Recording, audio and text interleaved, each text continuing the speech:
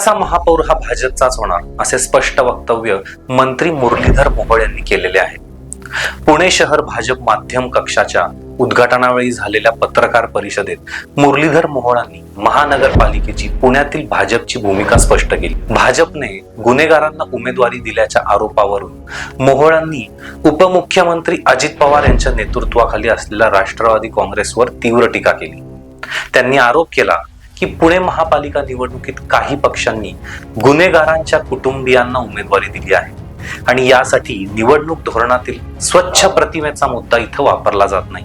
याकडे मतदारांनी लक्ष द्यावं.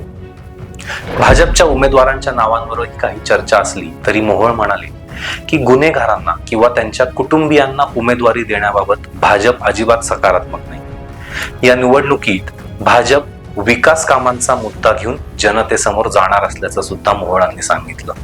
मेट्रोचा झालेला विस्तार, ई बस सेवा, समान पाणी पुरवठा, वैद्यकीय महाविद्यालय, नवीन विमानतळाचं टर्मिनल आणि चांदणी चौकाचा विस्तारीकरणाची ही सगळी कामं भाजपच्या काळात झालं असल्याची मोहोळांनी सांगितलं. पुणेकर विकासाला प्राधान्य देतात, त्यामुळे भाजप पूर्ण ताकदीने निवडणूक लढवेल आणि पुण्याचा महापौर पुन्हा भाजपचाच होईल असा विश्वासही त्यांनी व्यक्त केला. मोहोळांनी माध्यमांशी बोलताना सांगितलं की पुण्यात महायुती एकत्र निवडणूक लढवणार असून युती धर्म पाळत शिवसेनेला सन्मानजनक जागा देण्याची ही भाजपची तयारी आहे. शिवसेनेला 16 जागा देण्याचा आम्ही मान्य केला असून यामुळे युती अधिक मजबूत होईल असा सुद्धा विश्वास त्यांनी व्यक्त केला.